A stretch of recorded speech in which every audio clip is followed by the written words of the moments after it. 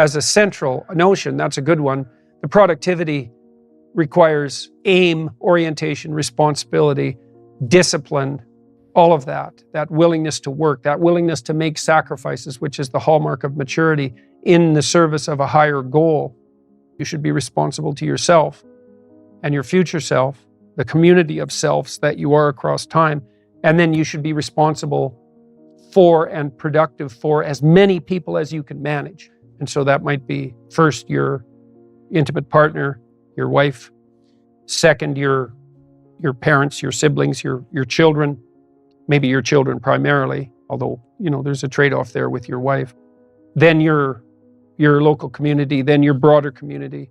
You want to take on all that responsibility if you can, in a sense that's both productive and generous. That gives you something to do. Justify your miserable life to yourself and everyone else. And you need to do that.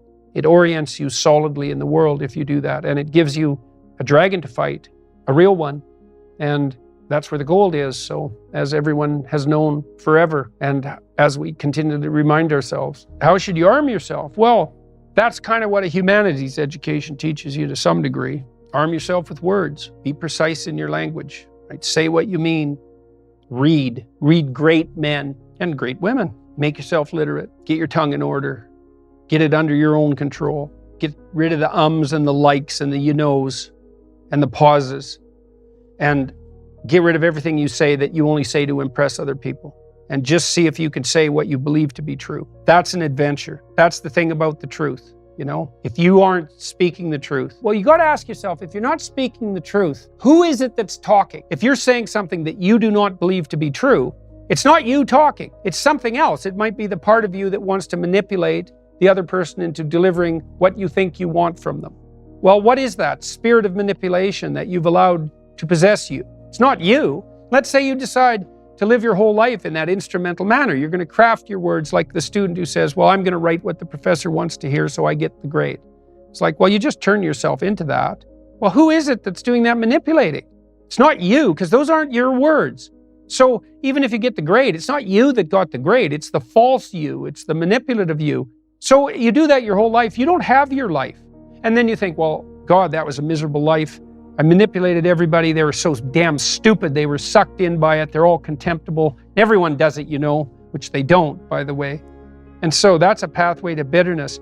Partly because if you're a manipulator and you use your language falsely, you don't live your own life. You live the life of whatever possesses you when you think it's you manipulating. And so you live the life of the spirit of manipulation. And there's no difference between that in some fundamental sense and demonic possession. So if that's what you want, go right ahead. But what you miss is the adventure of your own life, because if you say what you think, this is a really important thing to understand. You have no idea what will happen if all you do is say what you think, because you have to let go of everything. Just to do that, you have to assume that there isn't anything better that can happen than what happens if you tell the truth, no matter what happens. Because you say, I'll tell the truth and I get in trouble. It's like, well, is that good or bad? Well, it's not so good when it's happening. When you get in trouble, that can be devastating. But in the medium term or the long term, in my situation, I've gotten in trouble plenty of times for things I've said. And many times I thought, that was fatal. That was the end. I said something or it was misinterpreted. But often I said something that, I was going to get taken out. I was going to get canceled. And that was the end of my reputation. And every single time, and I hope partly because I didn't say things that I didn't think were true, every single time it switched around. And so eventually the cancellation attempt not only failed, but massively backfired.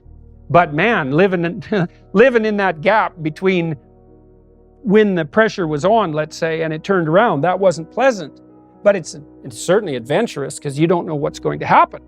And maybe that is the adventure of your life, right? Imagine that the world was constituted so that the true adventure of your life emerged as a consequence of truth in speech and action. Because that would be reflective of the real you, so it would be you living. And then imagine that the adventure that would occur if you dwelled in the truth would be so overwhelming that it would justify all the suffering. And I think that's true. The great people I know are brutally truthful to themselves and other people. And they have insanely adventurous lives.